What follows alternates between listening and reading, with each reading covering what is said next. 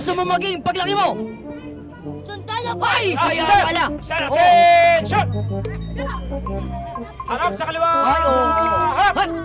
Yan! Ang ganda! Bakit gusto mo maging sundalo? Hulihin ko ang mga bakla.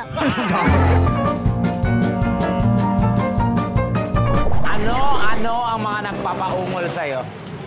Siyempre yung sarap. Ay! Sinagot niya na, mga kaibigan, mga kapuso. Maraming klaseng sarap. Depende yan. Anong klaseng sarap na Yes. talagang tudo-ungol ka? Maging specific tayo, literal. Kumain. Kumain ng alin? Alin? Ay, Yung syempre. totoo. Kuya, ano ang nagpapaungol sa'yo? Pagkain. Pagkain na. Mani. Kadiri kayo, magsimba kayo. Okay, pangalan? Brad Edward Unggos. Nash Ali.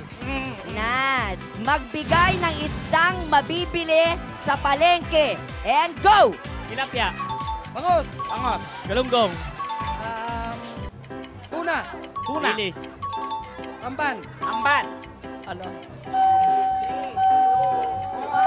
Halo ka.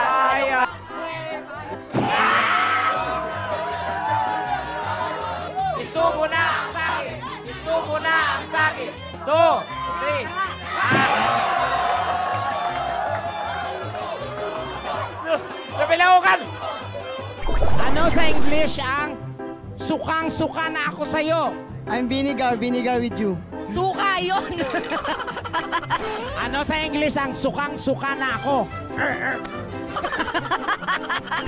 Tama aming tanong sa inyong dalawa dahil may amoy kayo ngayong gabi. Pag naliligo kayo, anong parte ng katawan nyo ang pinakamatagal ninyong sinasabot? Yung paa. Leeg. Liig! Bakit leeg? Kasi yun ang gusto ng girlfriend ko. Wow! May girlfriend siya Ang ganda nagbibiro. ng girlfriend mo, ah! Si Kuya. Kuya, pangalan mo, pangalan. Noel. Taga saan?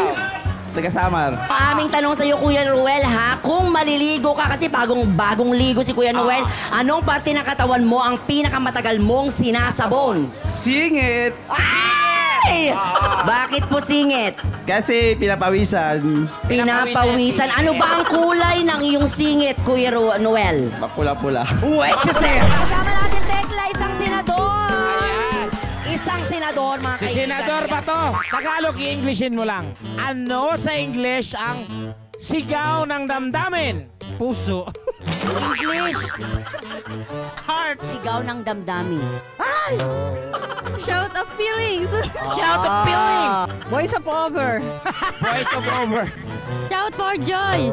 Shout for joy! Galing ang mga baby. Sa tiyan po ng nanay. Tama.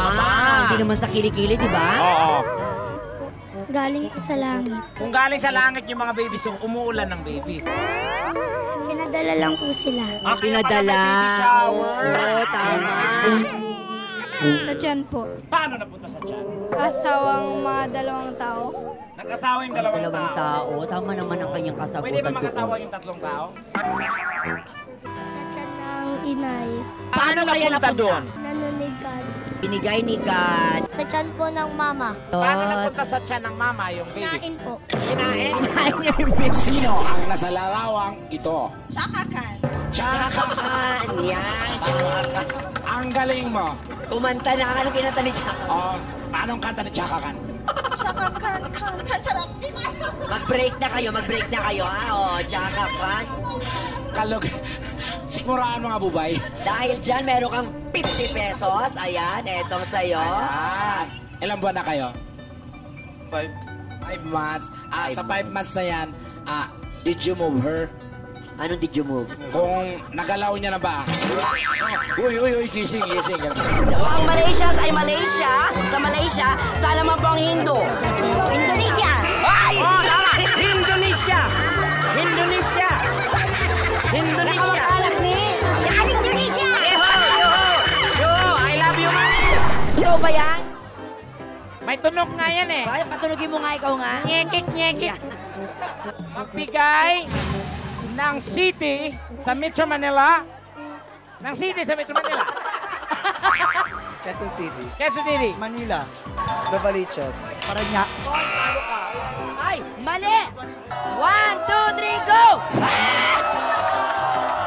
Ibig sabihin ng letter T sa LRT. Transportation. Transportation.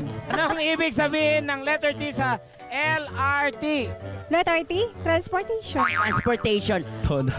Noda. Toda, Very LRT. Ano land transportation, Toda?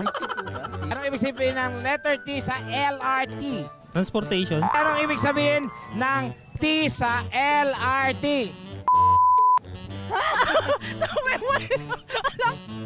Transportation. Ay, matalino. Ay, naghahamon dito. Ayan. Ilan taon ka na? 26. O, ngayon lang kayo makakita ng first on national TV paano umungol ang tomboy. Ayan, ha?